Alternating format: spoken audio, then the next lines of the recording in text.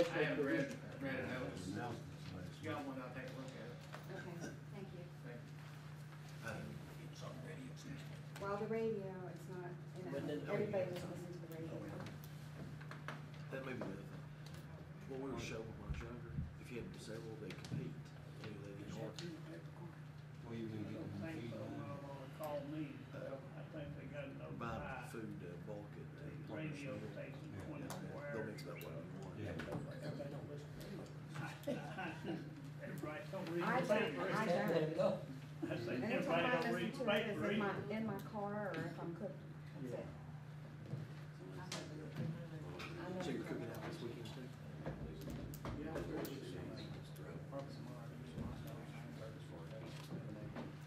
They're having a 504 tomorrow. Yeah. What's fun?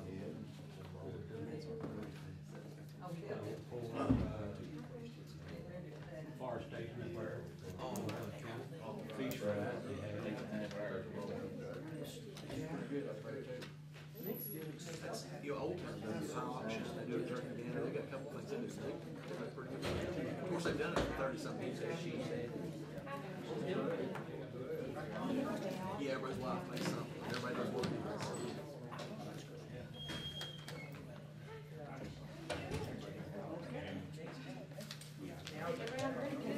Yeah, still getting around.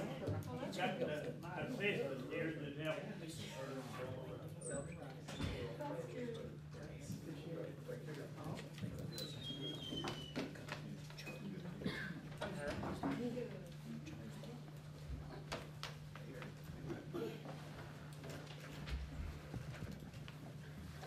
Meeting come to order, please. District 1. Here. District 2. Here. District 3. Here. District 4. Here. District 5. Here. Need a motion to dispense the reading of previous minutes. Make a motion. Second. Second, everybody in favor, say aye. Okay, first thing on the agenda, the special meeting was Carter County Detention Center, the ordinance 751, second reading. R.W., do you have something you want to say? I do. Like I say, it's got to pertain to this overcrowding, this issue. It can't be anything else, okay? It does, it does. Well, you got 5 minutes. All right. If we'll take a listen to that, do I have some noise here?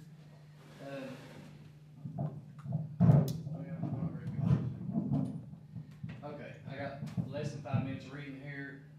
When we get through it, I'll answer any questions you have and then give you a copy of this.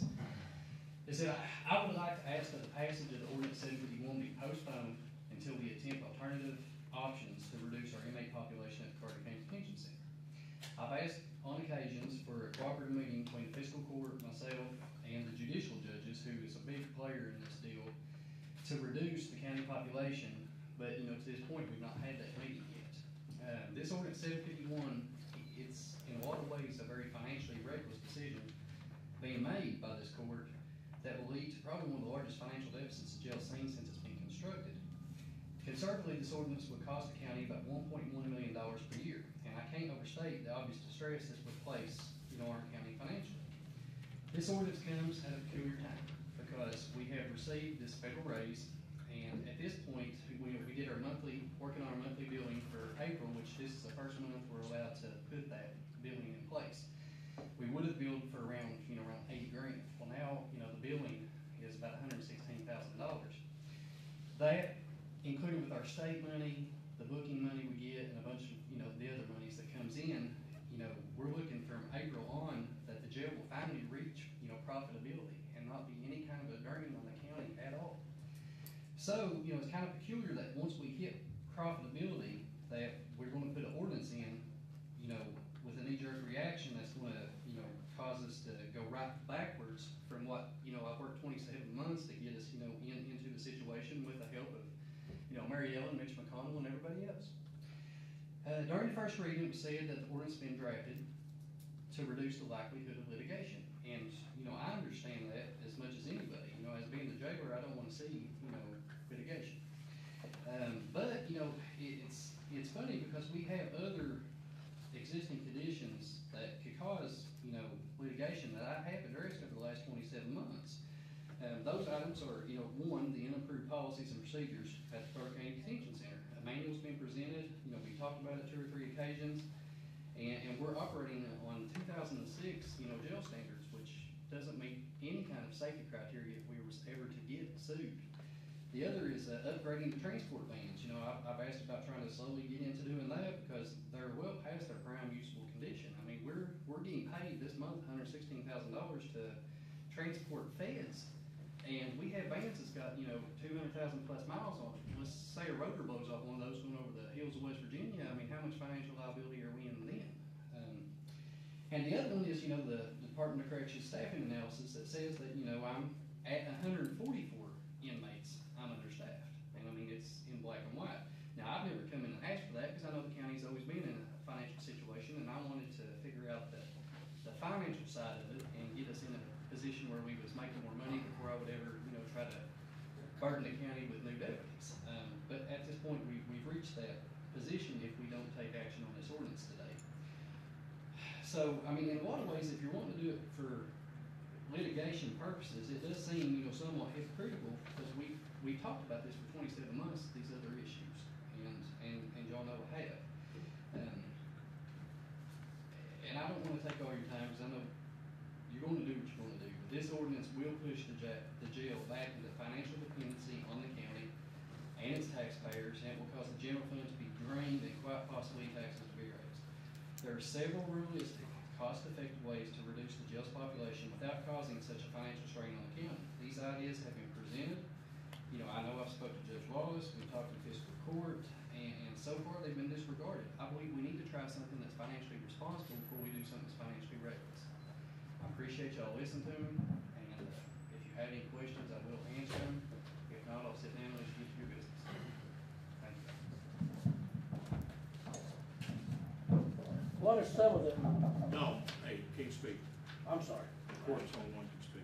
Y'all want to copy this? I'm not allowed to speak today at top? No. That's it for me. Please. Thank you. Somebody got a smart attitude back there? Said every day? No, I Now, said. if you wanna go every out, day. just say one more thing, I won't put up with this crap, you I'll call understand? them out for in case you need to escort them from the courtroom. Yeah. Escort them from the courtroom, we won't put up with that. You can't be a little smart mouth. I won't put up with that.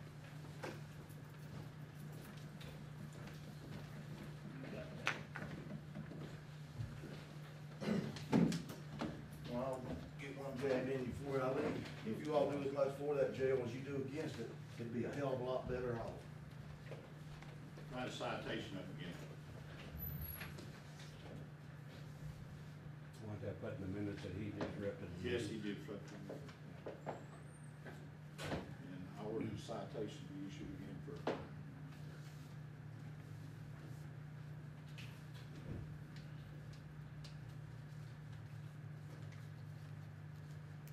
Was it, Marion, did you speak up, you want something to say? Yes, I did, sir.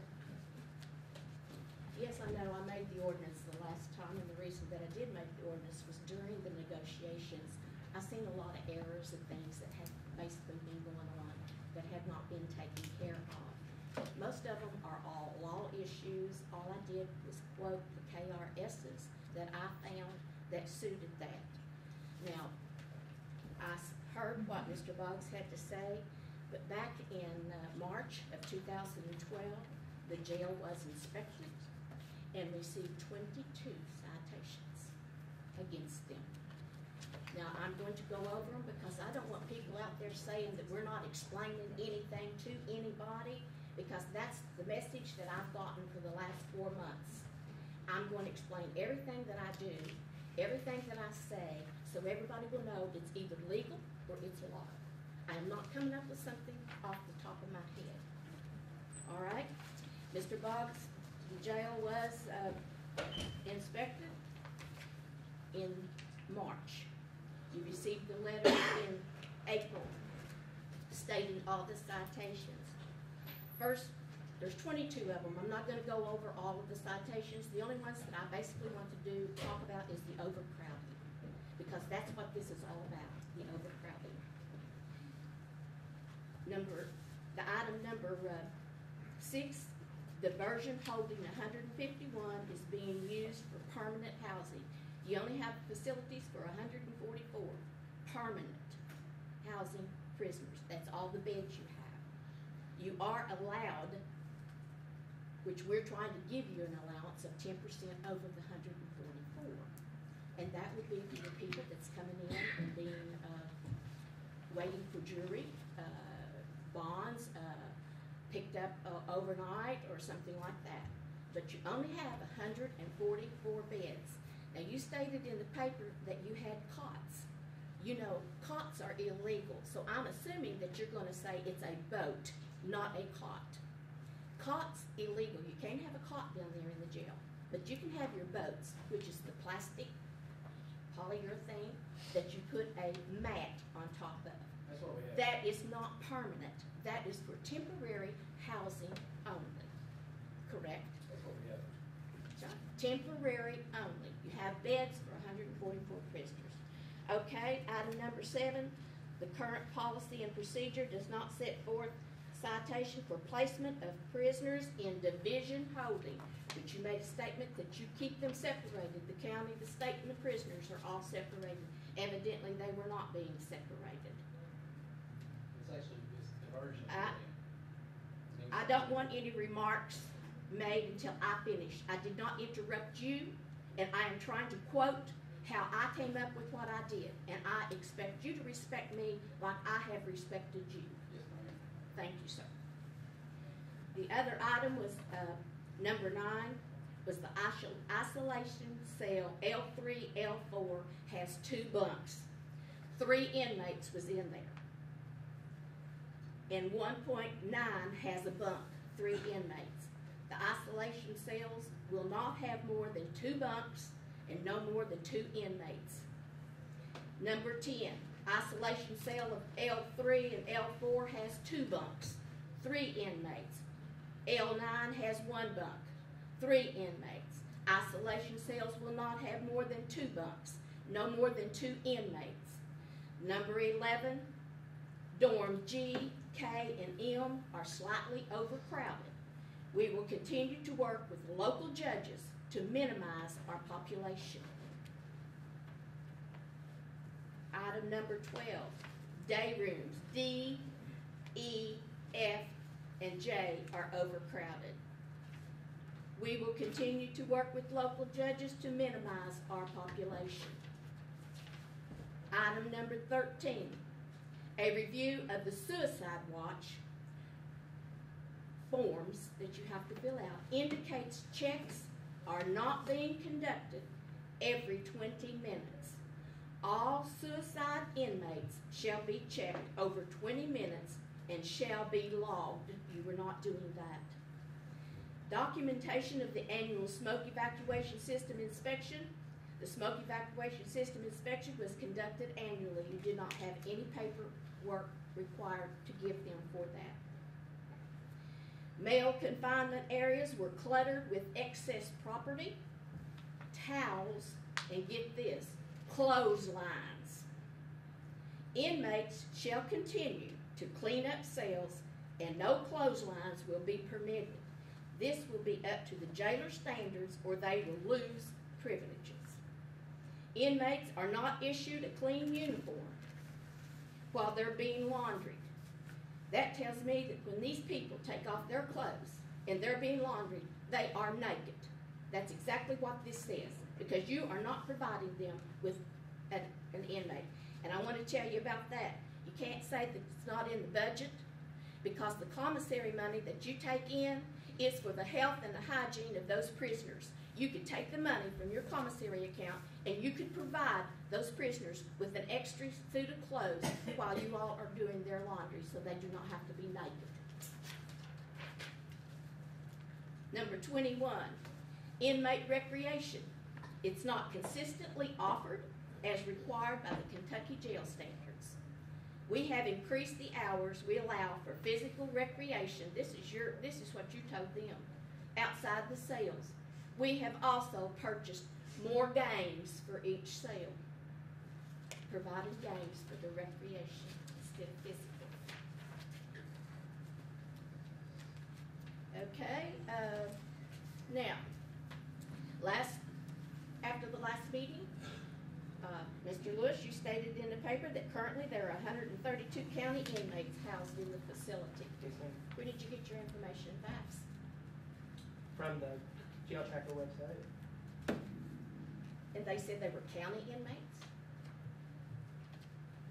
Mr. Boggs informed me that he had 132 county inmates. Thank you, sir. That's exactly what I thought. According to the state papers, Yes, ma'am. that comes out every Thursday, you have to document every Thursday, and then it comes out, it tells you who's state, who's federal, and who is county. You only had 100 county people in there at that time, according to this. You had 67 federal inmates, you had 29 state inmates. Now, you need to state the facts. You need to figure out what's correct before it's been stated in the paper. Okay? Another thing is you said that we was going to lose $985,500. Where did you get that information from? Well, I was told by Mr. Boggs, according to your own ordinance, that he would have to transfer 50 inmates, 50 federal inmates, to meet the Okay, standards. that's all I wanted to hear you say. Did at any time I ever say that it had to be federal inmates that was transferred out of that jail? I said county comes first. We had 26 state prisoners. Those could have been talked to by the judge, just like he was recommended to do, and asked maybe if they had 30 days left. You could read them out. The other thing that I asked was that 7 days for him to come up with a plan in holding these amount of people, to present it so that we would be in line and follow the rules and the law. That's all I asked. I did not one time say take federal prisoners out of the jail to cost you any money. I want that to make very, very plain. Now, you can move who you want to move, but you don't have to say it's your federal employees, and you're not going to say that we're asking you to take your federal employees out of the jail, because I am not. I am just stating the law, and that's what it's supposed to be.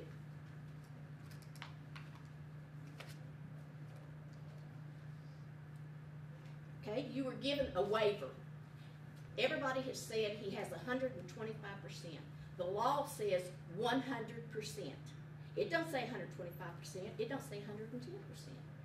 When I wrote the ordinance, I was giving him 10% over what the law actually said, which is 100% over your prisoners.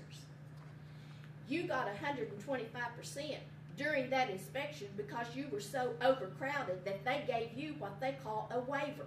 A waiver is not a law, and it is not a right for you to continue to have that amount of people in the jail. So 125% was a waiver that was issued to you for overcrowding, for in the meantime, for you to come back into order, bring it back into where it needed to be. I don't have anything else to say at this time. I'd like to add something. I don't think myself or any of these fiscal court members has said anything about moving federal inmates out of jail. That's misquoted, and I don't think on the papers in jail.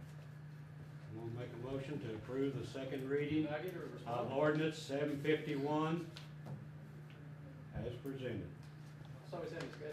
We got it. Patrick, Ain't no discussion on this. Patrick, have you looked over the ordinance? What's your take on it? Just a minute. Wait a minute, we got it first and second on the floor. I'm sorry, who's second day? Sunny did. Okay. We're gonna put it to the Magistrates vote. can't even discuss it? Pardon me? Your magistrates can't even I just like discuss to hear it? what Patrick's take. Well, there's first and second, if there's a motion on the floor, we can't discuss it. Oh, okay. Yeah, there's a motion already been made. Motion on the floor does allow for discussion. Yeah. Common procedure. We got a first and second on the floor, you wanna call to the vote? District one? No. District two? Yeah. District three? Yes. District four? Yes. District five? No. I'd also like to say, let the record show that the two magistrates voted against the ordinance, which is all law and legal. Therefore, the three that voted for it will not be held responsible if any lawsuit or anything comes up, because we have made the statement that the law needs to be upheld. Yeah, the law and the KRS is in place. Judge, I might have voted yes if I could have heard the back today. I just wanted to see. I mean, he's a county attorney. I'm just trying to make sure. He don't have a beef in this. He represents us as a county attorney. Yeah, I mean, I'm I'm just glad asking. he- Ordinance. Oh, you're wrong there. No, no. He has not represented us. He might have represented you two, but he has not represented the full value of this fiscal court. Represents the In people fact, of I the had to go county. out of the county to get one to get a case prosecuted. So now that's, and he's got the fiscal court sued, so evidently, he is not representing the fiscal court. No, Represents the not people. lawsuit. He's got a lawsuit against the fiscal court. It's illegal. Now there's no motion on the floor, can I respond to a couple items? Everybody finished? No, that's it. We need a motion to adjourn. You Wait a can minute. respond to Got us. Read the minutes back, Vote the minutes. go over the minutes. The Carter County Fiscal Court made a special session on Friday, May 3rd, 2013, at 10 o'clock a.m. Members present were Brad Bramlett, Clarence Franklin, Mariana Greenhill, Clifford Rowe, and Brandon Burton, magistrates. Carter County Attorney Patrick Quinlan, Fiscal Court Clerk Mike Johnson, Carter County Sheriff Casey Bramlett, Carter County Judge Executive Charles Wallace, presiding officer. Meeting was called to order by Judge Charles Wallace. Motion made by Clarence Franklin to dispense with the reading and accept the last meeting's minutes, second by Brandon Burton, unanimous. R.W. Boggs, Carter County Jailer, addressed the court concerning his concerns with ordinance 751. Meeting was disrupted by Jeff Flahar, and Judge Charles Wallace ordered a citation to be brought against Mr. Flahar for disrupting the meeting. Ms. Greenhill, District 3, addressed court and audience with explanation of ordinance number 751 and her concerns with articles written in local newspaper. Motion made by Clifford Rowe to approve the second reading of ordinance number 751 concerning the Carter County Detention Center as presented, second by Clarence Franklin. Motion called to vote, District 1, no, District 2, yes, District 3, yes, District 4, yes, District 5, no. Motion passed. Mrs. Greenhill stated that the law and KRS had been upheld by the three magistrates that had voted yes. Make a motion to approve the minutes. Second. Second. Everybody in favor? Aye. Aye. Motion to adjourn. Second. Second. Everybody in favor? Aye. No. Yes. I can't. No, you would. Yeah, I think you got your. Okay, I wanted to address a few of the issues that, Mrs. Greenhill brought up. Very valid issues. However, I wasn't allowed to respond to it at the meeting. So to kind of go through, I made myself a list of the things that she covered, and I wanted to, let everybody know what that was about. She discusses following the KRSs, and that's what she's trying to do. And almost every one of them she discusses are valid, and we do currently, abide by each and every one of those. But when you talk about, doing KRSs, the biggest KRS violation that we have in concerning the jail, and this is why she mentioned there was 22 violations, but she was only going to read a few of them because the massive bulk of those violations was the fault of the fiscal court because they have never done their KRS requirement of approving my policy and procedures. We presented them on 3 different occasions, the policy and procedures, and they don't even respond. They totally refuse to approve them, which is, it does put us at a risk of a liability and litigation. And, it's kind of hypocritical to go on one side and say this is what we're trying to do the right thing, but on the other side just continuing to ignore and willfully do the wrong thing.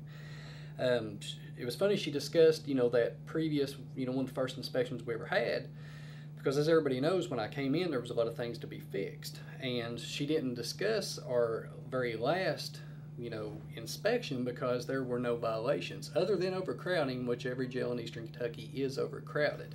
It's just, the nature of the meth epidemic and all the other issues that we have in Eastern Kentucky right now. Again, the biggest bulk of the first ones was because they didn't ever approve my policy and procedures. Almost every violation says there is not a current policy on this, there's not a current policy on that. Obviously they didn't want to bring that measure up. To the discussion she had about cots versus boats, we own no cots here. We have only what they call boats, And typically, you can ask anyone that's ever been lodged in the detention center, most people would not prefer the bed. The bed is, you know, an iron bed off of the wall that they can put their mat on. Now the boats are a little more spacious. You don't have anybody above you, so you can imagine it almost feels like you got a little more of your own space. People enjoy that. They would rather have that. And, you know, it all boils down to keeping people safe and giving everybody every measure of, you know, privacy that they can have, you know, based on the situation that they're in. We are in the acceptable levels for a waiver. The funny thing about a waiver, where she speaks about, you know, the law was 100%. That's true. Department of Corrections allows any jail up to 125%. Now, waivers are typically only given to very well-run jails. We have a very well-run jail. I'm beyond proud of what myself and my staff, you know, do here at the detention center. We do a very good job. We treat the people in here with as much respect as they allow us to do. Everybody, you know, receives what is totally necessary, but then again, it is, you know, jail, it's incarceration. We're not here to judge anyone. We're here to hold them safe while they are, you know, finishing out their sentence or they're awaiting court. So therefore, you know, these are people in the community that we know, and there's no reason that we would ever not be as good and allow every measure of, you know, what they deserve, you know, while inside the jail. The next thing, she was talking about the suicide watch checks. Well, obviously you see that in the previous inspection. The problem was with the logging of this. People on suicide watch, it's not like they're back in the jail not being looked at. They're in a glass medical, you know, structure, and they're watched. I have a person in the booking station all the time watching them. So there was an issue with the logging of that watch. Now, they're seen well more than every 20 minutes. They pretty much don't have eyes off of them.